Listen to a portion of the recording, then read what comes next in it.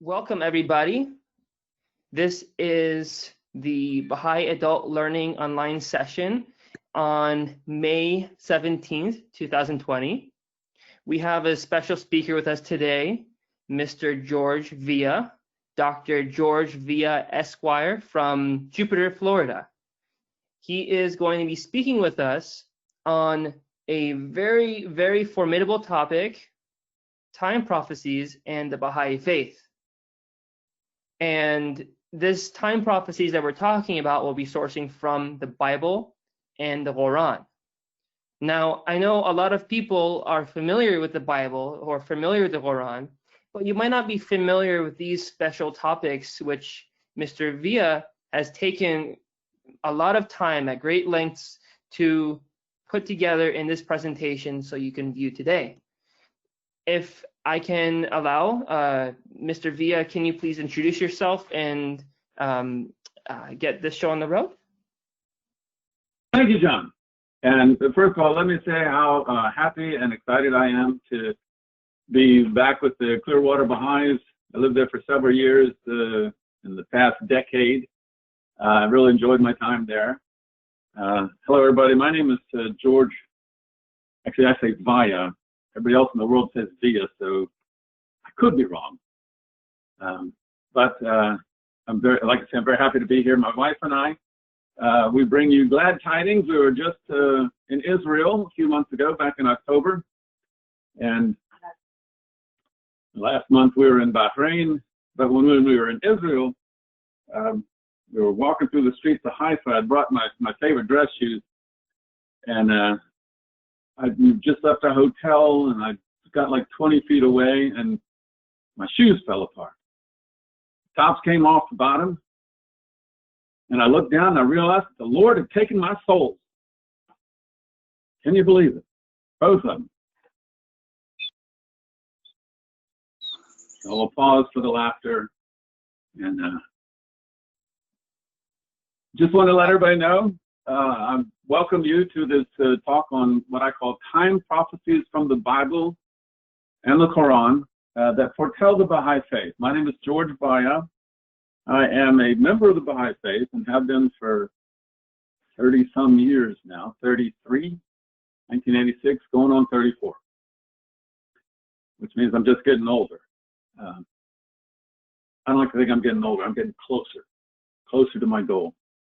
I like to think God has a purpose for us, that God keeps his promises, and one of the greatest promises of all time in living human, not more than living human history, but in the last 2,000 years, is the promise of Christ that he would return. And he was so well treated when he was here his first time. I hope we treat him better this time. We're going to be looking at, hold on. We're going to be looking at, there we go.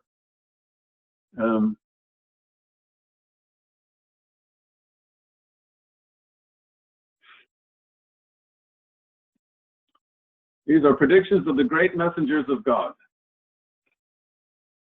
Right. Every time I'm technical. All right, so I'm not going to be able to look at myself. And these great messengers of God, we call the Bab and Baha'u'llah. We will be introducing the Bab, which is an Arabic title that means the gate. His name was Sayyid Ali Muhammad, and Sayyid is a title that means descendant of the Prophet Muhammad, and Baha'u'llah is also a title that means the glory of God. The Bab means the gate, and Baha'u'llah was born Mirza Hussein Ali, both of them born in Iran, of all places. So, we're going to be talking about God according to this timeline. There's a timeline. We're going to get to the timeline in a minute. But before I want to talk about God, I want to make sure we're on the same page and we're talking about the same thing. Some people's belief in God differs from other people's, and that's entirely proper because we're all different people and we all have different experiences. But I like to ask questions that are help make the point, and questions that are kind of simple and easy to answer. Because when connecting with God, it shouldn't be rocket science. It should be pretty easy. So my first question is this: how do we know about God? And I'll give you some suggestions here. Is it because parents taught us? We learned something in Sunday school when we were paying attention. We actually studied some class in college, whatever, about different religions. We watched the Ten Commandments. That's always a good learning experience. Or we had a vision, or is it none of the above? Not sure if anybody's had a vision, or if anybody that had a vision would actually admit to it. But in reality, we know about God because God tells us about himself. And isn't it nice that God tells us about himself? First, he creates us, then he gives us a huge universe to explore and ponder. And then he tells us about himself. He gives us life, something to be thankful for. Is it that difficult to say thank you, God, every breath that you take? And the vehicle that God uses to tell us about himself is that he raises up a prophet among us, or a messenger, and they bring us God's guidance. This is the vehicle that God uses. Now, am I on the screen, John? Is my Yes. camera available? You're on the screen. Okay. Everyone can see you just fine. Yes. Okay, good. So God is something we can never know by his design.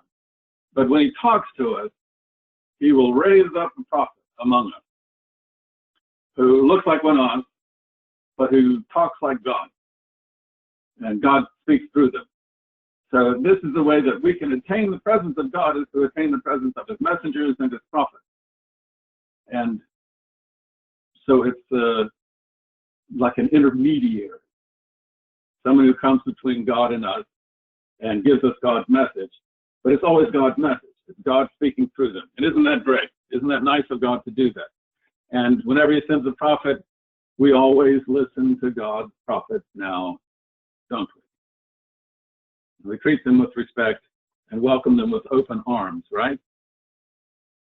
This is where I'd like to hear some response from the audience, but because of our technology, you have to just sort of take this internally, like an introvert. So now, here's that timeline again. We're going to get to that timeline, don't worry. The first thing I want to do is ask the question, what is a prophet? What does the prophet do? Does he just walk among us and we don't listen to him and nothing changes? Actually, a prophet, speaks the word of God, and in simplest terms, he foretells future events. That's why he's called a prophet. He prophesies about future events. In the Bible, there's a great day being foretold, or a great redeemer, the appearance of a great redeemer. What is the great day that's being foretold? Some have called it the day of God, the day of God himself, the day of resurrection, the day of judgment. And they've also called it the coming of the kingdom of God on earth. That what we're doing while we listen to all these prophets is that we're preparing for the day where we will build the kingdom of God on earth. We can't do that by ourselves. We can't even build a kingdom, of humans on earth without going to war every 5 minutes. And we need this great redeemer. Daniel referred to this great redeemer as Michael the Great Prince, as the Ancient of Days. He had many more names for them. Isaiah called him the Everlasting Father, the Almighty, the Mighty God, the Prince of Peace. Jesus referred to himself upon his return as the Spirit of Truth. All things have been manifested through the power of truth. It's one thing that Baha'u'llah says. The power of falsehood has no power. It doesn't exist. So now a prophet foretells future events and this great day, and we should all be looking forward to that great day. lest it come upon us and we are unaware. My next question is, how does the prophet know that these future events will occur? And again, this is a simple question, because God speaks through him.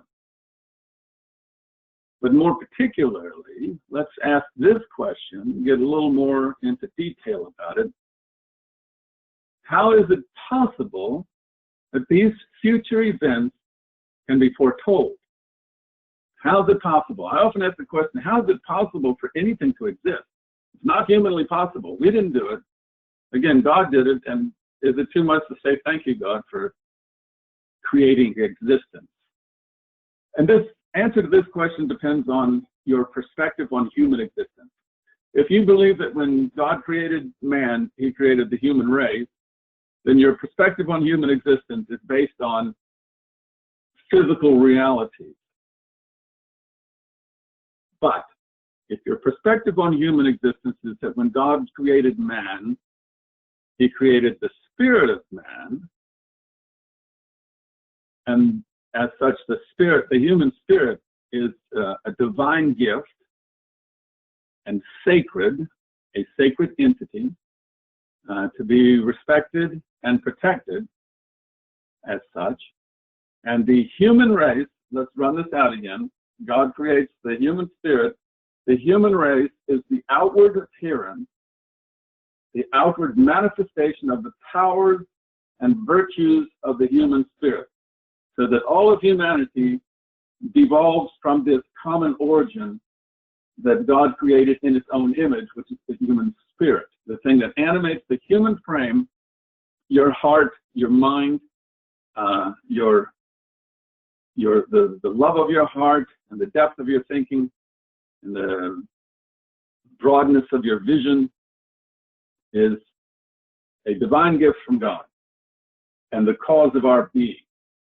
So that the human race, really, when it's fighting with each other, is trying to kill the human spirit, this God-given divine entity and sacred entity. So let's move on then. Or let's go back to, how is it possible that these future events can be foretold? If your perspective is that when God created the spirit, this is the true reality of humanity, then the realm of the spirit has no time. So the reason why these events can be foretold is because they have already occurred. And they keep occurring. And we can wake up to this reality, or we can continue the way we're doing. God always says, you don't have to follow him if you don't want to. If you have something better, God himself, you're welcome. I often say I'm a kind of person, I take no prisoners, but it's not like I have a gun. I take no prisoners because I don't want anybody who doesn't come voluntarily. Can you imagine? Things we're doing today, we have to voluntarily abandon. No one's going to force you to change your behavior. Isn't that nice? Okay, now before we get to the timeline, I have a few warnings from Jesus himself about the time when he returns. Many people have said, quoted this verse that says, "Watch therefore, for you know not what hour your Lord doth come." Now this really is like, I'm going to give you a test, but I'm not going to tell you when it's going to happen. And you just, it's going to be a pop quiz. So you always have to be prepared. Now some people say, you know not what hour your Lord doth come, and they turn it around and say, well, then we'll never know, which is kind of strange. I'm not sure if it's helpful, let's say. This verse after it says, but know this. Okay, now this is getting a little like a warning. But know this is like, hey, listen up, Cal. Okay, God is not really happy with it. Okay, it's starting out with a little tone that, okay, I've told you about this before, you didn't listen before. I'm going to tell you again anyway. That it's the good man of the house. Now the house here is the house of the Lord, the Christian church.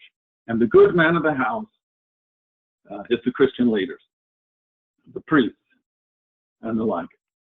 If the good man of the house had known in what watch, and here notice how it starts out talking, the first command is to watch, to always be alert, keep your eyes open.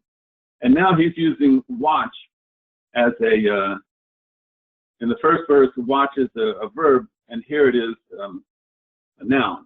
That if the good man of the house had known in what watch or what generation the thief would come. Okay, the passage before is talking about the Lord coming, and now he's referred to as a thief.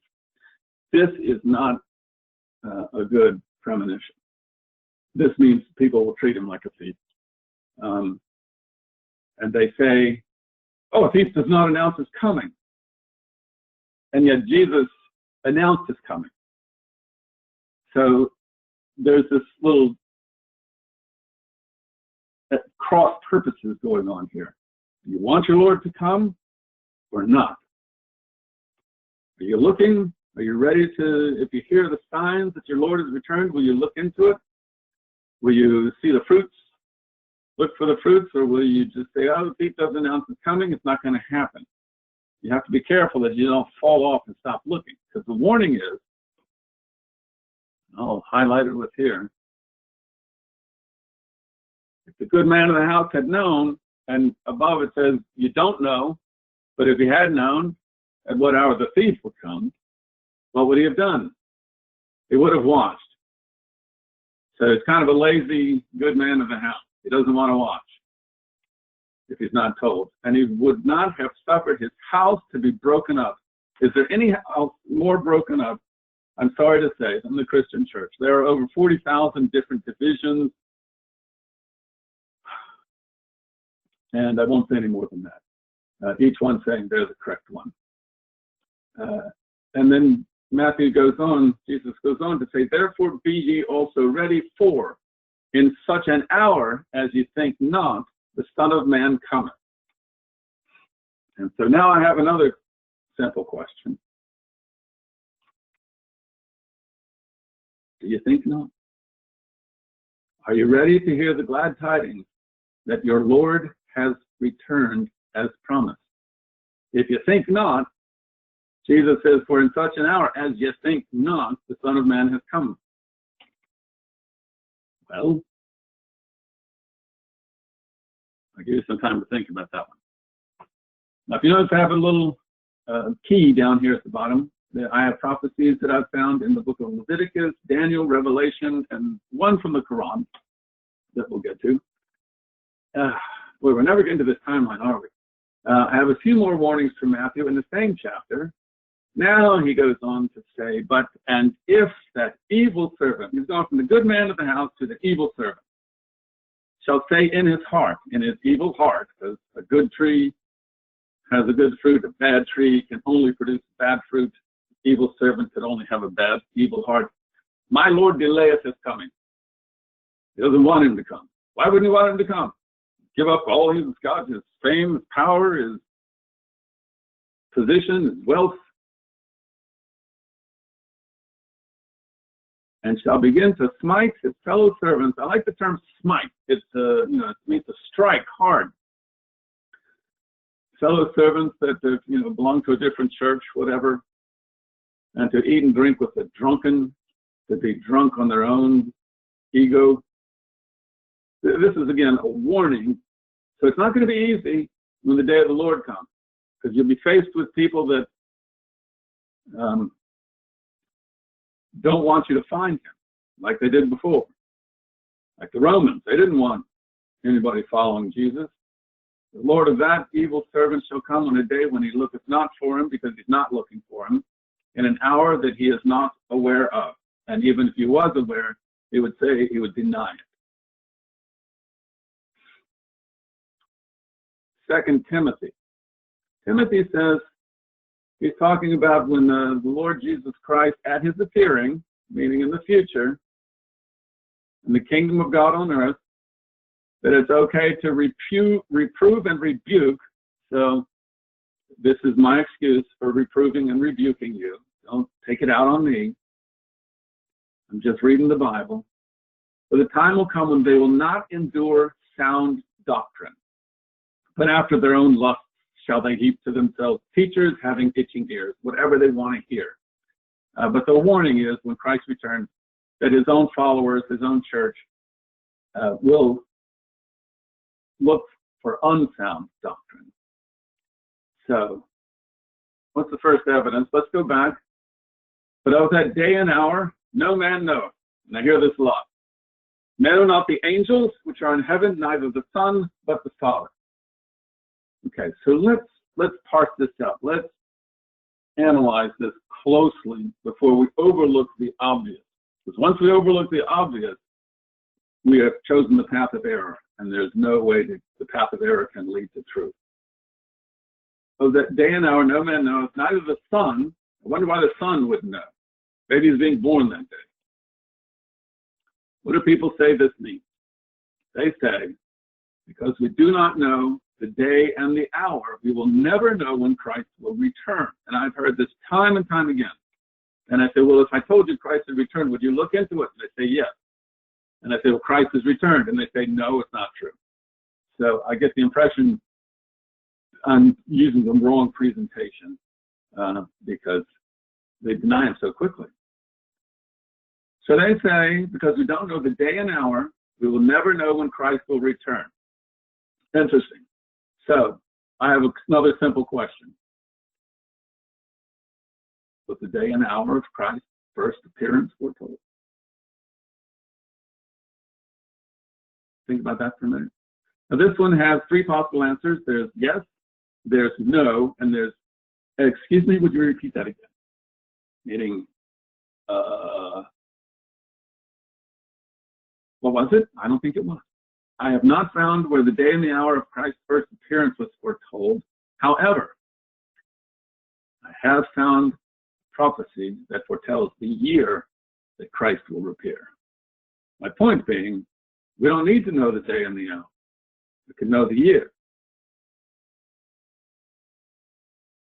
So now we get to the time prophecy timeline. Okay, we're going to start with, because we measure our years and according to the sun, I put solar years at the top. Let's start with the birth of Christ in the year 1. There's no year 0. And Jesus, we all agree, was crucified. He was 33 years old when he was crucified. What a horrible thing to do to God's messenger. And they cut the head of John the Baptist as well. They seem to overlook that one too. The Romans did. There's a prophecy from Daniel that he speaks of the coming of the Messiah, the Prince. Okay? And it's called the 70-week prophecy. It's in chapter 9 and starts with verse 24. So let's go right to it. Daniel says, 70 weeks are determined upon thy people and upon thy holy city. Now thy people, Daniel is an Israelite. He's a descendant of the Israelites. At the time when the Israelite kingdom had fallen apart. Not quite completed yet, but it was really starting to go. So upon thy people means the Israelites, and upon thy holy city is Jerusalem, to finish the transgression, to make an end of sins. So I don't think we've seen any of this ever. To make reconciliation for iniquity and bring in everlasting righteousness. I mean, if this ever happens, I'm looking forward to that day. And to seal up the vision and the prophecy. So that means when this vision comes, when this appointed one comes, to anoint the most holy, when the anointed one comes, the prophecy will be sealed up again, and there will be a second coming. Christ is from the Greek Christos, and Christos is the Greek translation of the Hebrew word Messiah. Messiah means covered in oil or anointed. We don't do these days, we don't anoint people anymore. So we have to really look back to ancient times to see how this had great meaning back then. If you were anointed with oil, I don't know, I wasn't there at the time, but it's a great thing. So therefore, Christ actually means the anointed one. So Daniel says 70 weeks are determined upon thy people, 70 weeks unto the anointed one, the most holy. And then in the next verse he says, Know therefore and understand. Now this is a little bit better than pay attention, pal. This is know and understand. There are two commands here. You can know things, but you don't know what you're talking about. So you have to understand what's being said as well. You need to read more into these prophecies, the words of God, so that you can understand the message that God is bringing to us. Know therefore and understand that from the going forth of the commandment to restore and rebuild Jerusalem. Now let's stop here for a second and analyze this. The going forth of the edict to restore and rebuild Jerusalem. Now, this is what's called the starting point, okay? And if we can determine when this starting point is, and then add 70 weeks to it, however long that is, we can determine when Christ appeared. Now, Daniel appeared. When did Daniel appear? Anybody? Show of hands. Daniel appeared around the year 600 BC. Now, Moses appeared 1,500 years before Christ. Then there was Israelite kingdom. And then I don't know what happened after Solomon. There was some sort of disunity. And then everything started to fall apart. And then Daniel appears in 600 BC when the Israelite kingdom was really starting to fall apart. And he's saying there's going to be, in the future, there's going to be an edict to rebuild Jerusalem and to restore Jewish political authority. Not just to rebuild Jerusalem, but to rebuild and restore the Jews to their position. From that starting point unto the Messiah, the Prince. Now note here, Daniel says he's not only the anointed one, he's the Prince. He's going to have two stations. He's going to have a dual station. One is the divine station of divinity of the Messiah, bringing the message of God. And the second is that of the Prince. Now the Prince stands in relation to the king as the son does to his father. And there are so many prophecies that talk about God the Father coming to walk among us, the mighty God, the everlasting Father. And so the Prince is coming first because we must know the Son before we can know the Father. And won't it be a great day when the Father and the Son have appeared together as God has promised us would happen? I'm inclined to say yes. That will be a great day. I'm looking forward to it when everybody wakes up and says, that great day has come. So unto Messiah the Prince, this is called the resolution. So we have the starting point of the edict to restore and rebuild Jerusalem, and the resolution is at the appearance of the Messiah. And he says that'll be 7 weeks and 62 weeks. So it's like in stages. 7 weeks will be the rebuilding and restoring, and then there'll be a period of 62 weeks, which is 62 weeks, which adds up to 69. And then the appearance of the Messiah will occur. And he goes on to say, and he, meaning the Messiah, shall confirm the covenant with many for 1 week. 1 week is 7 days. And in the middle of the week, which would be 3.5 days, right? He shall cause the sacrifice and the oblation to cease. Now, I don't know what oblation is, and that'll be your first assignment, is that you can go out and research what oblation means. Now, the ministry of Jesus was, in fact, from 27 to 34 AD, and it lasted 7 years. So this is our first indication that 1 week is 7 years. And that 1 day is 1 year. And it's our first introduction to this middle of the week, 3.5 sequence, 3.5 years, 3.5 days sequence of time prophecies that we're going to be seeing more of. So let's go again. Let's recap. We have 70 weeks is 490 days. That's just fine. You don't need a slide rule for that. There was an edict of the Persian king Artaxerxes. And Persia and the Israelites and the Jews had a great relationship for thousands of years, for hundreds of years, due in part to the role that Esther played. There was a Persian king, Artaxerxes. I love that name, Xerxes, and his son Artaxerxes, in 457 BC, that said it's time to rebuild the temple and to restore Jewish political authority. So let's add this up. 457 plus 457 BC plus 490 resolves in the year 34 AD.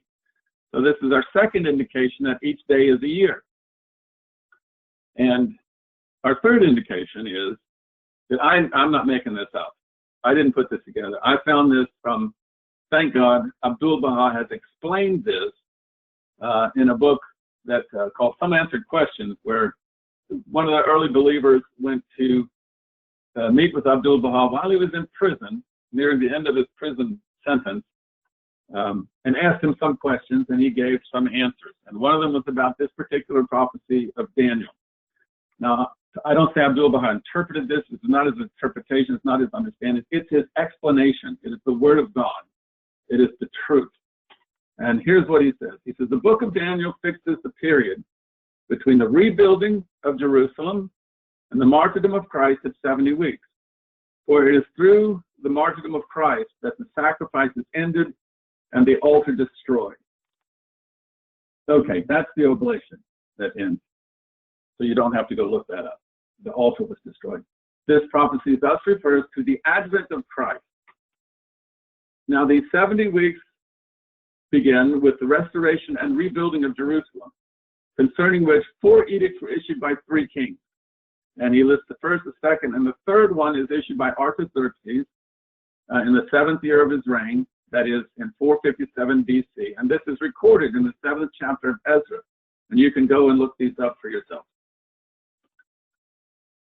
The other 3 edicts just said, let's rebuild the temple. This one said, rebuild the temple and give the Judeans, as they were called back then, authority. What Daniel intended, Abdu'l-Baha continues, is the 3rd edict issued in 457 BC. 70 weeks makes 490 days, like I just showed you on the preceding slide. Each day, according to the text of the Bible, is 1 year. For in the Torah it is said, the day of the Lord is 1 year. Therefore, 490 days is 490 years. The 3rd edict of Artaxerxes was issued 457 years, 457 years before the birth of Christ. Christ was 33 years old at the time of his martyrdom and ascension. 33 added to 457 to 490, which is the time announced by Daniel for the advent of Christ. Isn't that wonderful? The appearance of Christ is foretold 600 years before he appeared in a time prophecy by Daniel the prophet. And isn't that wonderful? But the year, the day and the hour were not foretold. But the year and the indication that there would be 2 in the middle of the week, because John the Baptist appeared first, and then Jesus announced his mission in the middle of that 7-year period. Isn't that wonderful? This is how much God thinks of us. He doesn't leave us out in the dark and say, it's not going to happen. He says it is going to happen. And it did happen. Let's review. What were the people saying? They say, because we don't know the day and the hour, we will never know when Christ will return. But we didn't know the day and hour of Christ's first appearance. And he did appear. And we could figure it out. Of course, we're like 2,000 years after Daniel, 2,600 years later. But that's the benefit of hindsight. Now, when Jesus appeared, he said, when ye shall therefore see, meaning in the future, when ye shall therefore see the abomination of desolation spoken of by Daniel the prophet. So again, this prophecy of Daniel is very important. It's critical to the return of Jesus as well. Daniel has another prophecy, and Jesus refers to it saying, meaning that Jesus did not fulfill this, this would become at a future date. So we can use the same starting point. Remember, we have a starting point and a resolution. This is the 2,300 days prophecy. Let's go back to Matthew. I've got to tell you about this. This is where Jesus is quoted in Matthew. Jesus says, the gospel of the kingdom shall be preached in all the world for a witness unto all nations, and then the end shall come. Now, this is where Christians have been very, very dutiful, loyal, and devoted to the teachings of Christ. They went all over the earth to spread the gospel, and they had completed this task. Does anybody know when? The gospel was preached to every country in the world in the year 1844. This was achieved in 1844. And Jesus promises that the end shall come. Now, all he says is the end. He doesn't say that everyone will die, that the planet will explode. He says that the end shall come. Now, every day comes to an end, and we have another day that follows. So every end has a new beginning. We shall therefore see the abomination of desolation spoken of by Daniel the prophet stand in the holy place. And again, here, this time he's being polite. He says, whoso readeth, let him understand. So again, read not just the literal words, the letters, but understand. No one recognized Christ the first time. They're not going to recognize him again. It takes understanding to look underneath, to see the truth, the reality beyond physical appearance. Now notice how he says, stand in the holy place. This can be used as a command. Now, he's saying when you see the abomination of desolation, go and stand in that holy place where Daniel gave that prophecy. Daniel lived the later years of his life in what's called the land of Elam, which is an area of Western Persia that encompasses the city of Shiraz. And Shiraz is a city where the Bab made his declaration in 1844. So Jesus is saying he did not fulfill this time prophecy of Daniel, and we can then deduce that the start date is the same as the one that Daniel gave for the coming of Jesus. Why else would Jesus speak of it? Now, again, I'm not just saying this. I'm not someone to go out on a limb and say, I know this to be the truth because I'm saying it. Again, thankfully, Abdu'l-Baha has explained to us again in some answered questions the following. He says, in this answer, in verse 15, he referred them to the 8th chapter of the book of Daniel, saying, everyone who reads it will understand. And I'm hoping when you read it, you will understand it too, that it is the time that is spoken of. And then Abdu'l-Baha says, consider how clearly, see how clearly the manifestation of the Bab is spoken of in the Old Testament and in the Gospel. See how clearly. Let's see how clear it is. Well, here's Daniel. Then I heard one saint speaking, and another saint said unto that certain saint which spake. I love that old English. How long shall be the vision concerning the daily sacrifice? The transgression of desolation, he called it transgression, to give both the sanctuary, meaning Jerusalem, and the host, meaning Israel, to be trodden underfoot.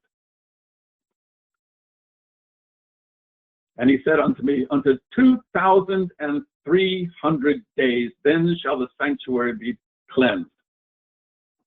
Okay, so let's take this time prophecy, 2,300 years, and let's drop it on our timeline. Here it comes. There it is. Where does it resolve? From 457 BC, resolves at 1844 AD when the Bahá'í Faith begins. What a coincidence. And the declaration of the Bab on May 23rd, 1844. How do you like that? This is, again, Daniel has many time prophecies. And what a coincidence that this should happen at the same time. That we could come up with this resolution Everybody else is welcome to come up with their own, but this is the one that I'm willing to accept. Just happens to coincide with the declarations of Bob, and on May 23rd, 1844. And so, should we move on? Are we ready to move on? I noticed that this bracket here is missing something. Did anything else happen on May 23rd, 1844? So if anyone has questions, you're more than welcome to ask. We have the chat box. You can write your questions down below on the GoToMeeting control panel. So feel free to ask your questions and we will be answering them.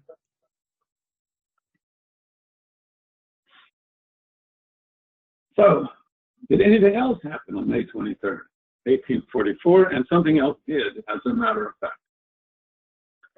That's the day that Abdul-Baha was born. Abdul-Baha is the son of Baha'u'llah. Why is it significant that Abdul-Baha should be born on the same day as the promised Christ announces his declaration, announces his return? When the Bab said, declared to his first believers that he was the gate to God and that a new day had dawned on mankind, the day of fulfillment, no longer the day of prophecy, but the day of fulfillment. And one particular reason I've come up with, that the reason why Abdul-Baha is again a title. Abdul means servant, and Baha, as in Baha'u'llah, means glory. So Abdul-Baha's station and his title is the glorious servant. His whole purpose in life was to be of service to all mankind and to advance the human race according to the teachings of his beloved father, Baha'u'llah, and to spread the teachings of Baha'u'llah. When Abdul-Baha was born, Baha'u'llah became the father.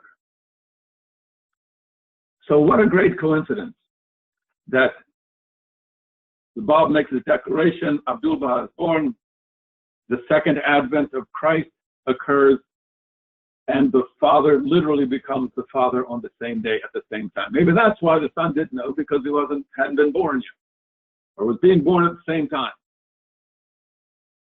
if you look underneath it. Isaiah has said in his famous verse, chapter 9, verse 6, "For unto us a child is born, unto us a son is given." And the Christians have taken this to mean that this is Jesus. But Jesus was not the mighty God, the everlasting Father. He was the Son. So Jesus partially fulfilled this prophecy of Isaiah. But the son who is born, the child who is born, is Abdul-Baha. And look at this. The son who is given as a sacrifice, because Abdul-Baha was given as a gift. You know, a gift is something you get because it's unearned and undeserved, and you should be appreciative of it.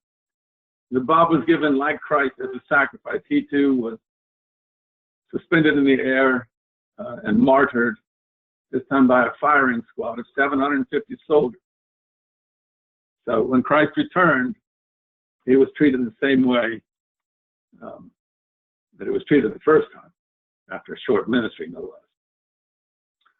So, all right, we still got a few minutes left. Did anything else happen in 1844? There was something else that happened on the first day of spring in 1844, and it was that the Jews were allowed to return to the Holy Land for the first time in thousands of years, since 70 AD. The Sultan of Turkey was forced to sign the Edict of Toleration by several Western leaders and a Jewish leader who had organized the whole thing. And it allowed, so what that meant was, now you have to remember, the Israelite kingdom fell apart after God warned the Israelites what to do and what not to do. He told them what to do, and he warned them, if you don't do it, there'll be a great punishment. For a long period of time. And so, the Edict of Toleration was a signal that the punishment of Israel had ended. So this is 1844 again. A lot of people, they didn't get the memo, okay? But that prophecy was actually in Leviticus. So there's Genesis, Exodus, and the third book of the Torah, in the book of Leviticus, chapter 26, God is saying to Israel, if you follow my commandments, you will be prosperous. I will walk over your enemies. One will chase 1,000, 10 will chase 10,000.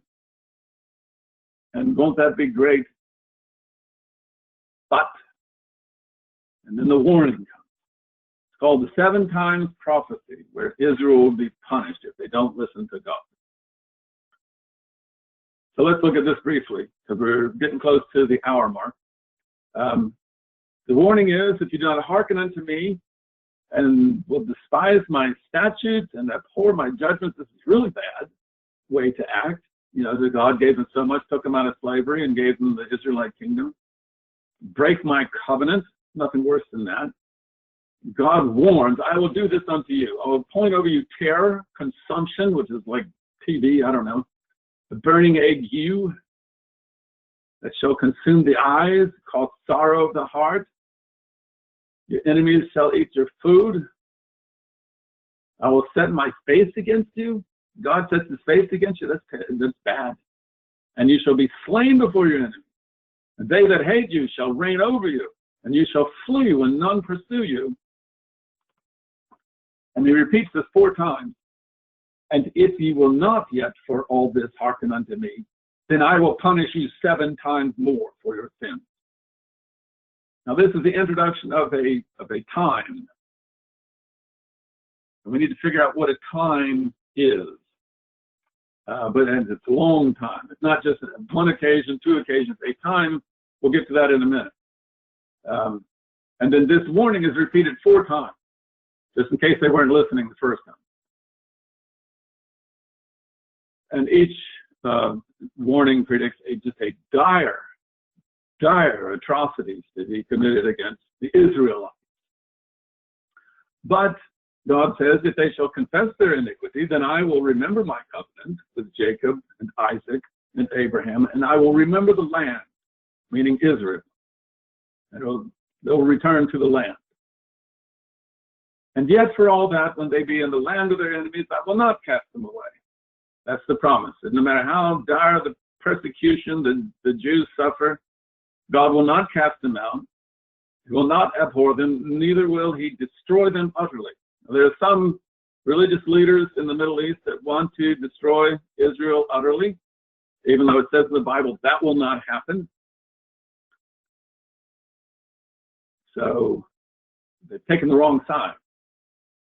In Iran especially, you hear them say they want to wipe them off the face of the map, which is not even a good translation. Either you wipe them off the face of the earth, or you wipe them off the map. But in any event, in the Quran, there's a big promise that to Israel, the children of Israel, that the day will soon come when they will serve the Lord with all their might and with the glorious station. I think they would read their own book. So the promise is they'll be prosperous.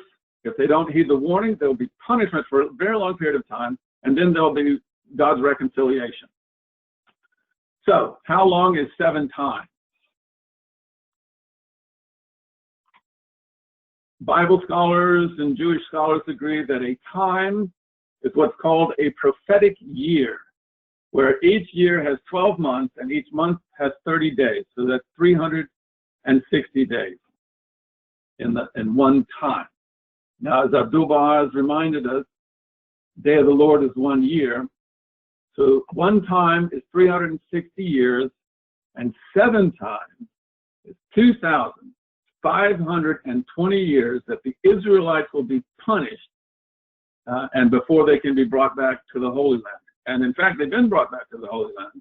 So it's more obvious now that the punishment of Israel has ended, and that people need to get the memo. So all we need is the starting time.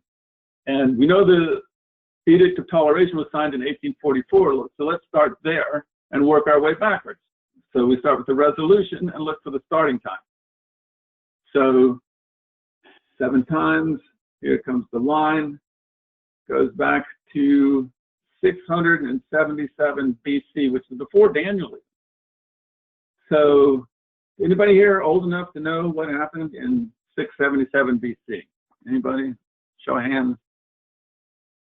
I don't think we're that old. What happened in 677 is called the sin of King Manasseh. And King Manasseh was a Judean king, son of Hezekiah. He was known for the slaughter of innocents, which is bad, which means outside the temple and inside the temple, they're cutting people's throats. You know, they're doing other things too, killing people and raping women. Stone idols in the temple, crying out loud. The second commandment is no graven images. And he authorized treatises criticizing the Torah. As religious violations goes, this is bad. This is enough to get started. He, of course, lost his power. He was taken captive in the year 677, in the 22nd year of his kingdom, by somebody named Esar-Haddon, and who returned him as a puppet ruler. But from that point on, it was the beginning of the end of the Israelite kingdom. They had already split up. There was northern Israel, and there was Judea. And Jeremiah, he appeared 626 BC. So 50 years later, Jeremiah is saying, by the way, God says, I will cause them to be removed into all kingdoms of the earth because of Manasseh, the son of Hezekiah, king of Judah, for that which he did in Jerusalem. So this is the warning, and this is, okay, it's happened. So the day is dawned that the Israelite kingdom is going to fall apart. And the only ones left, the remnant of Israel, are the Jews. And they have the strength of duration to endure everything that happened because of something they didn't do, really. So we're approaching the 12 o'clock, the 1 hour point. I'm hardly halfway through here. I will show you the final chart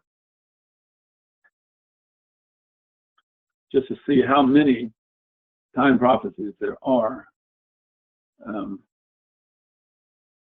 And then we can go to questions if you want.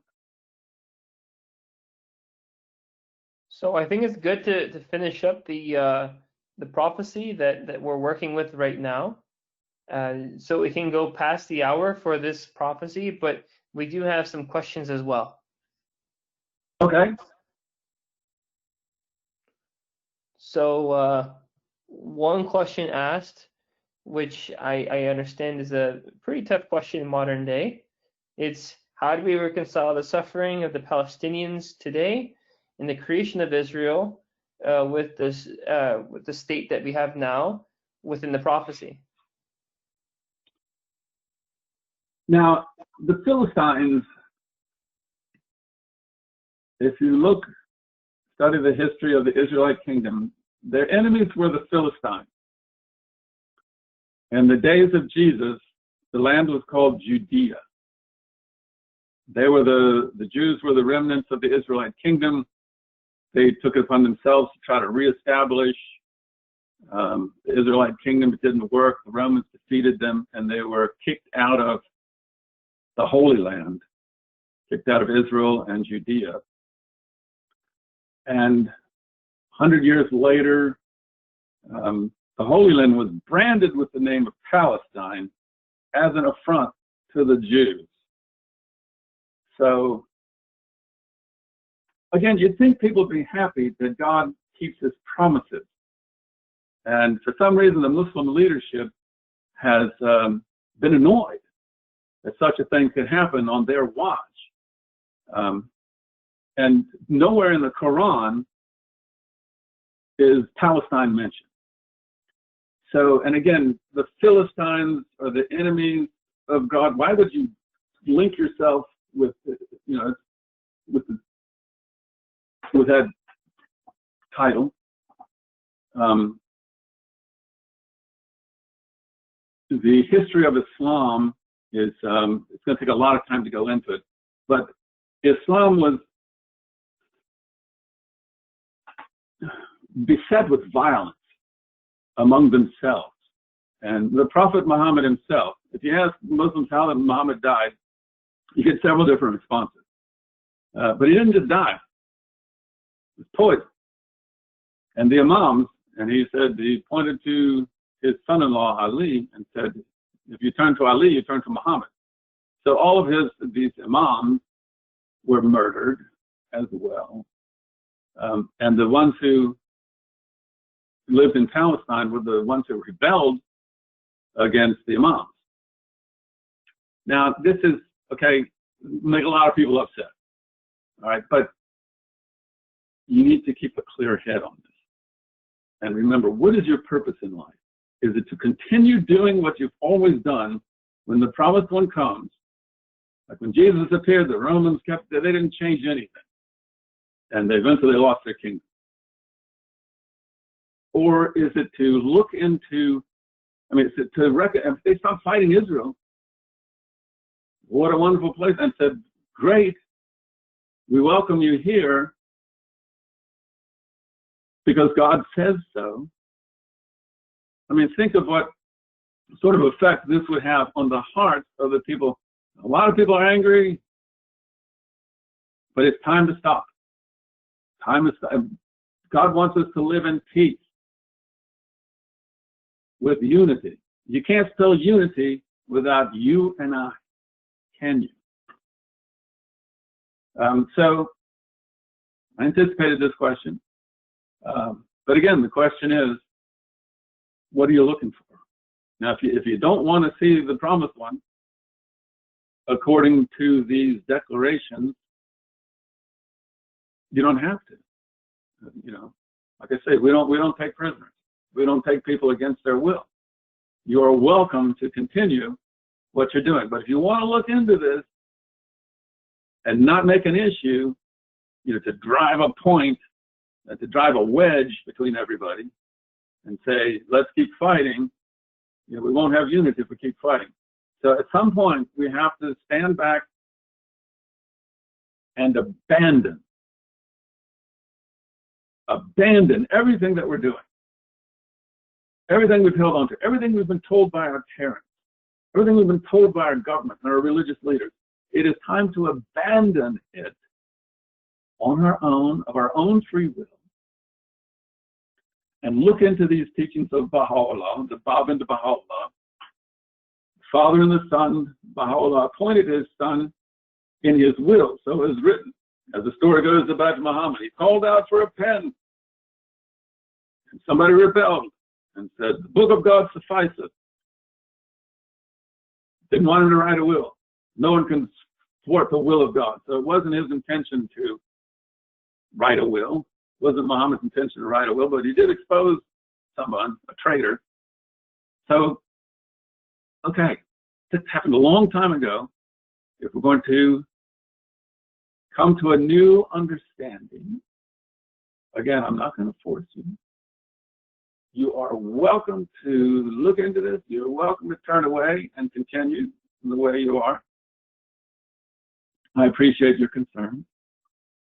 I'm sorry that I'm not going to take sides. I hope I didn't take sides. But I think, the great promise that the Israelite kingdom will return is something to be happy about. And the warnings are that people will not want you to do that. They don't want you to be happy. Who are the ones saying, let's keep the same system?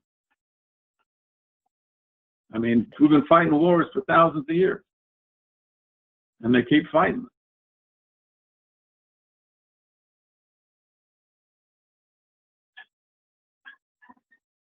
So we got a question from Maria and Alex, and they are asking, why does God speak in prophecies anyway? Why not just tell us when the future events will unfold in easy to understand language? If you've ever been to school and you took a test and you got a C or a D on it, you're like, why is that test so hard? I mean, it's just nuclear physics. Why don't they make it easier? Rocket science. Because there are a number of reasons. I don't know them all. It's God's method.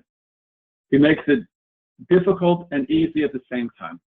It's difficult if you cling to old ways and don't listen to the messengers. And it's easy if you do listen to them. But then people will challenge your acceptance and your belief. There's a verse in the Bahá'í writing, quoting the Quran, that says, do men think when they say we believe they shall be let alone and not be put to proof? So that the meaning, the clear meaning, is that if you say you believe, God will say, well, then prove it. Are you attached to the physical things of this world so much that if you lost them all, you'd think you'd lost your life? You're right, though. It's why does he do this? It's to help us grow. We're not going to live in this world forever. Child in the womb thinks this is a great universe, has no idea there's a huge universe outside of it, and then it has to leave that great place of comfort and come into this world crying and not knowing what it's doing. It has to learn a whole new lifestyle of things. So if it was easy, we would have all done it by now. Some people want it to be easy. They say, oh, we're going to be taken up in the air in a rapture. The word rapture is not in the Bible anywhere. So, I mean, it sounds like, I want to be so obvious, who could deny it?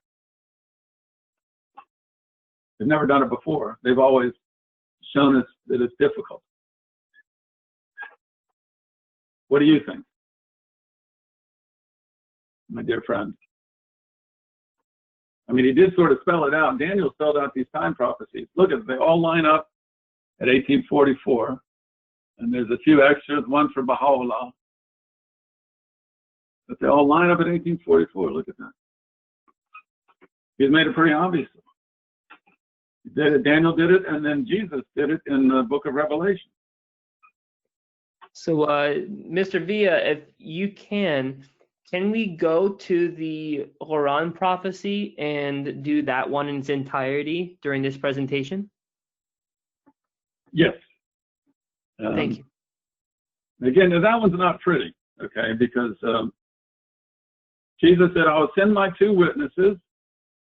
And I don't know how to get back.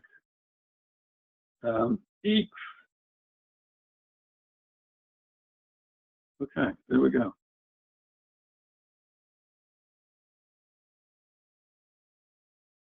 He says, I'll send my two witnesses. They will prophesy 1,260 days, clothed in sackcloth. And then the beast shall overcome them and kill them. And before that, he says, and fire will proceed out of their mouth, and if any man should harm them, he shall in that way be put to death. Jesus hung on the cross and said, Father, forgive them. They know not what they do.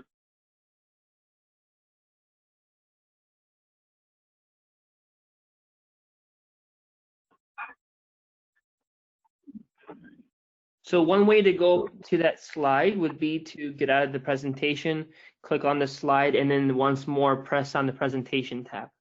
That's one quick way to get there. Yeah, if I knew what I was doing. I need to get to the right slide. I understand that. So what part of the Bible refers to this quote that you just mentioned? That's from chapter 11 of the book of Revelation. Okay, so the book of Revelations, chapter 11. Yeah.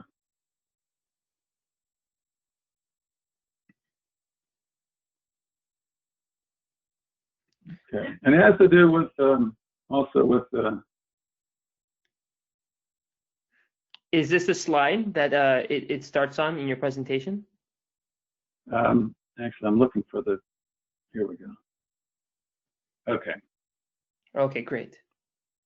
This has to do with the number of the beast. Everyone says the mark of the beast is 666. But in the year 666, that was when the Muhammad and Ali had both been murdered. And the Umayyads, according to Abdul Baha in his explanation, the Caliph overthrew Islam. Now, this is going to upset a lot of people. I hate to say, but it's a fact of life that Islam was divided from the beginning. Muhammad even said, there are some who have built a mosque for mischief, for infidelity, and to disunite the faithful, and in expectation of him who in time past warred against God and his apostles. So even his own followers, he's saying, have violated the covenant and taken the wrong side. Jesus said they would be overthrown by the year 666. Everyone calls it the mark of the beast. It's not the mark of the beast, which is a different subject. In the Quran, it is said, the day whose night is 1,000 years. Now, the 12th Imam was called the hidden Imam. He was the only one who didn't get murdered. He went into hiding. And he appeared in the year 260 of the Mohammedan calendar. So 1,000 years plus 260 resolves at 1260 of the Hijra, which is the same as 1844 AD. And here's that verse from the Quran, the chapter 32, the adoration. He says, God it is who hath created the heavens and the earth and all that is between them in 6 days, then ascended his throne. Save him, you have no patron and none to plead for you. Will he not then reflect? From the heaven to the earth, he governeth all things. Hereafter shall they come upon him, shall they come up to him, attain the presence of God, on a day whose length shall be 1,000 years.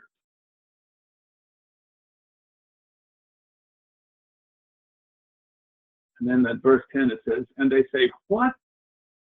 And we shall have lain hid in the earth, shall we become a new creation? Again, they focus on the physical realities of life. And God says, yea, they deny that they shall attain the presence of their Lord, the Lord God. So this is, let's go back, the day whose length is 1,000 years, okay? And there it's pretty clear from the Quran that that's when it's going to happen. And that people still say, they don't believe it. Why don't they believe?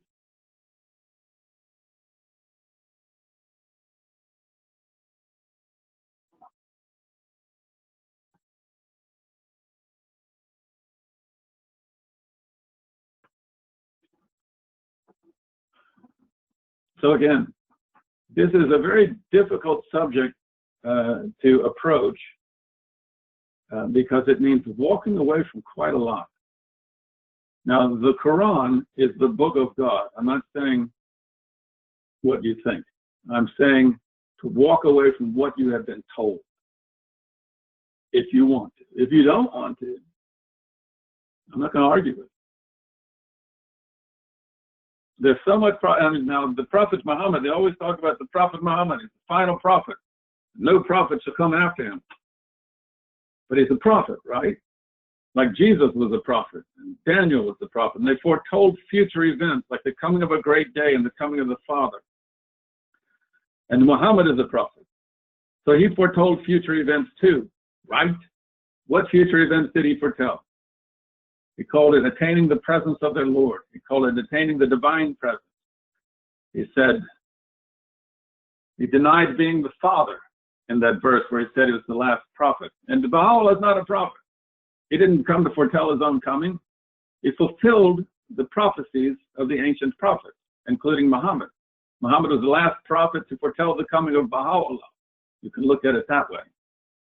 Muhammad said, Muhammad is not the father of any man among you. But he said, Muhammad is not the father. he had no son to follow him. His successor was his cousin and his son-in-law, married to his daughter. So all these things, they are interconnected.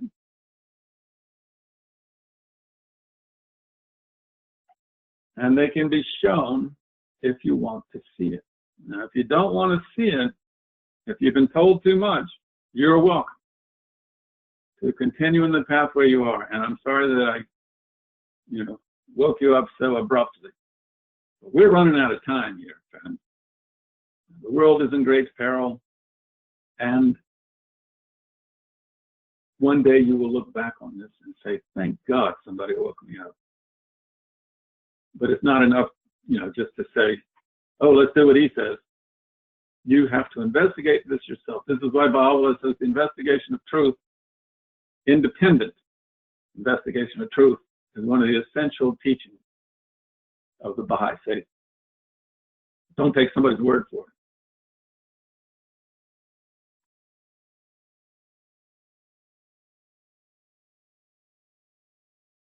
So the question going forward, if you have the screen with the prophecy timeline, the question is, where is it that you had the quote that you just mentioned now? So where would one find that to see with their own eyes? The quote that you just mentioned. From the Quran? In the Bible. About okay. What quote? About Revelations 13. Well, Revelation 13 has to deal with the beast, and it talks about how the beast shall cause people to have a mark on their forehead, or on their hand. Yeah. Can you describe that one? You ask, yeah, hold on. Thank you.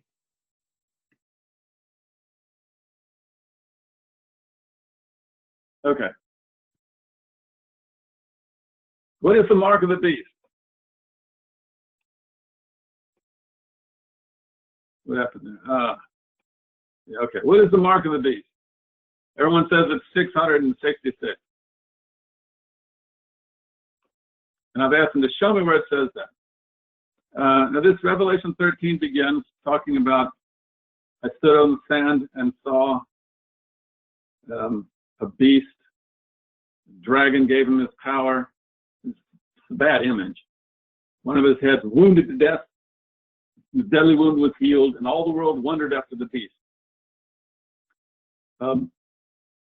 Abdul Baha explains again, Daniel referred to a beast with 10 horns, and Jesus refers to it as the beast with 7 heads and 10 horns. So he's a bit more descriptive than Daniel, but they're talking about the same thing, obviously. Abdul Baha explains that this is the Umayyads that overthrew Islam. And then in chapter 11, this is where this is where Jesus says, I'll give power to my 2 witnesses, and they shall prophesy 1,260 days, clothed in sackcloth, meaning not wearing white raiment, like the great Michael, the great prince. And if any man will hurt them, fire proceedeth out of their mouth, and he must in this manner be killed. Now this is what Muhammad did. He fought back. And he took his followers and overcame a massive enemy. And it was the will of God. And when they shall have finished their testimony, the beast that ascendeth out of the bottomless pit shall make war against them. This is bad. And shall overcome them and kill them.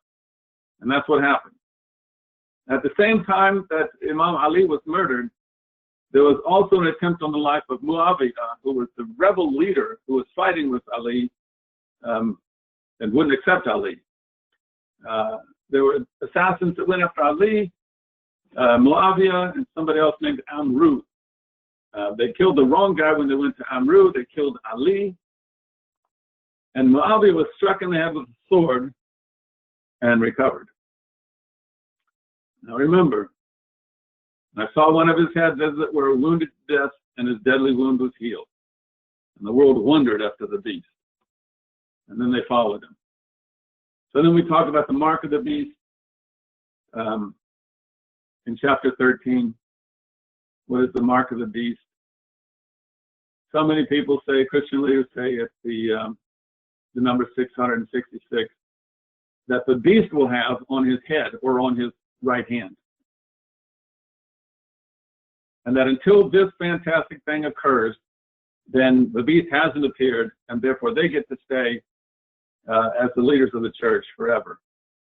And isn't that special, as the church lady would say?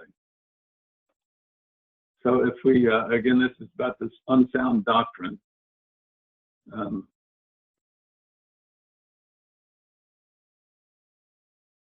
This is what Revelation chapter 13, starting at 16 says, and he causes all, both small and great, to receive a mark. So the beast doesn't have the mark. Okay? And that no man might buy or sell, save that he had the mark. There were people actually in the Caliphate empire who were given a mark on their hand with the name of the beast, which means princes, or descendants, or the number of his name, which I don't know what that means. I remember, and Luke said, take heed, don't be deceived, for many shall come in my name, saying, I am Christ. And so these people that are saying the mark of the beast is 666, they do it in the name of Christ. And Christ has warned against them. So the first lie is the beast won't have the mark on his forehead or on his hand. It'll be the subject. So that is like, how do you just misread that? You know, and then mislead your followers. And the second lie is that the mark is not defined. Okay?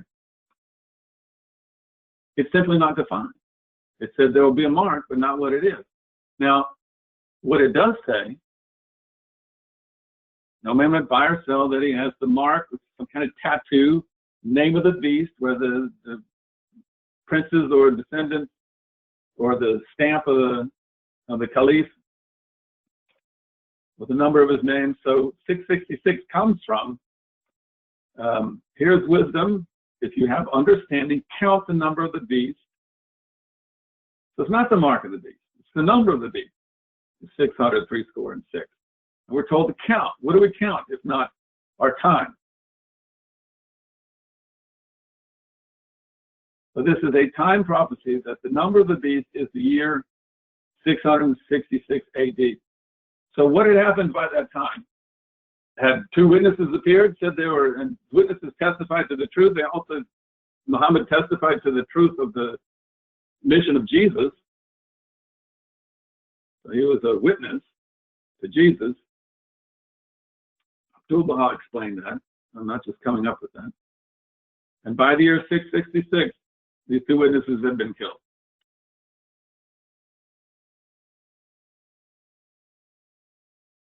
So there we have it.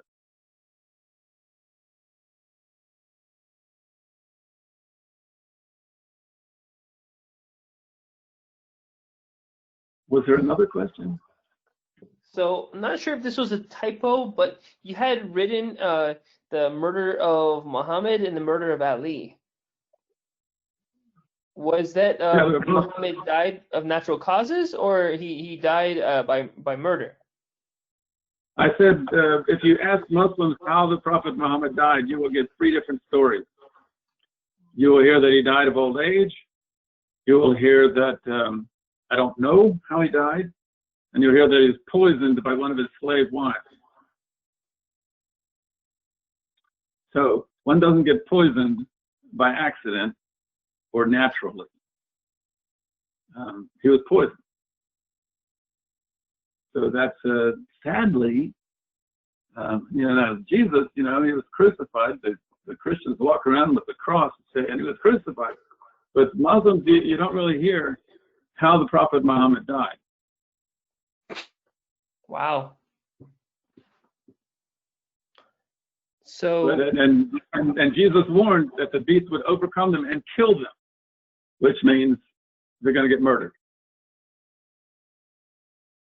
And then that's what happened.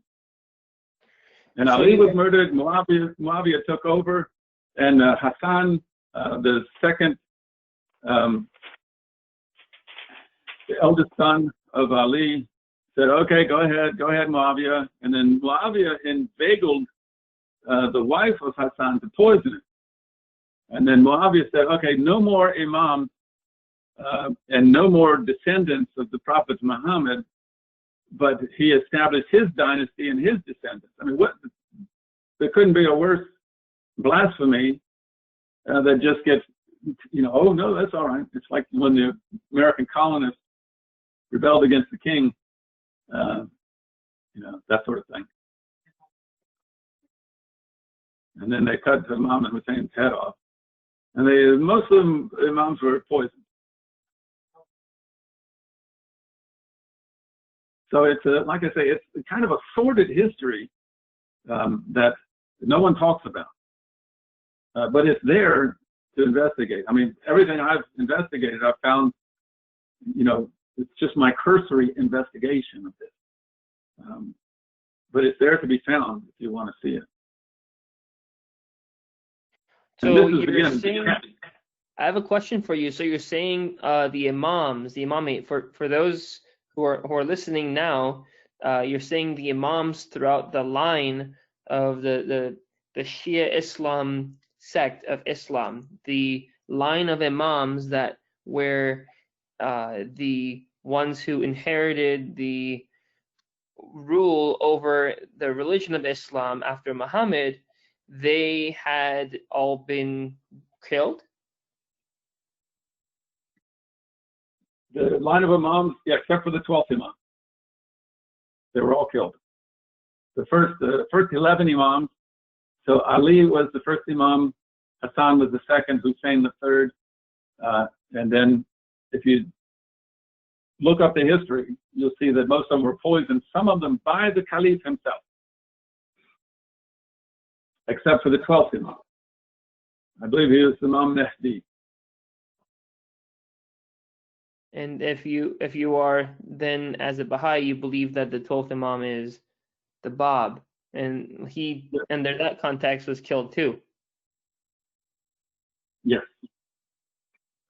So we want to know, for all the people viewing this, where would you recommend further reading so that one can become themselves equipped with this same knowledge that you have through your own investigation learned? I would start with some answered questions. Again, that's Abdul Baha explaining all different subjects with such clarity that no priest or religious leader or scholar could begin to compare with in such simple clarity. So I'd start with some answered questions. If you have time, the Dawnbreakers is the chronology of the early years of the ministry of the Bab, up into the first volume is from the two prophets that came before to foretell the coming of the Bab, and then up and through his declaration and his martyrdom. And Baha'u'llah's book is called the Book of Certitude, the first book that he revealed.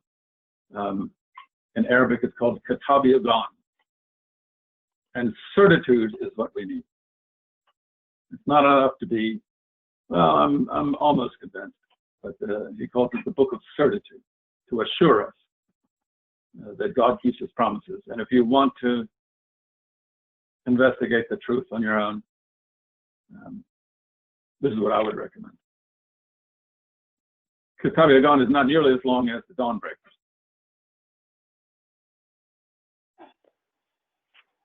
But I would suggest starting with Abdul Baha because he's the son, and I said you must know the son before you can know the father.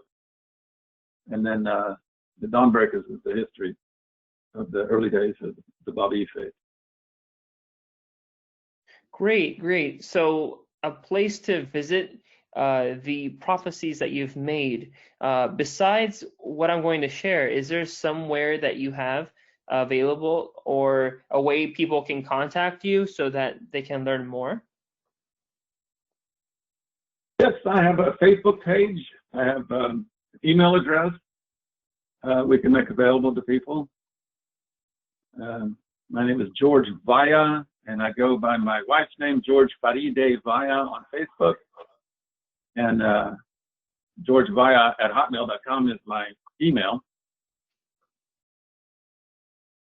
Great, great. So a way if you want to find out more through the Clearwater Baha'is, you can first and foremost go to www.clearwaterbaha'is.org, and we have resources on that website available where you can learn more about the Baha'i Faith.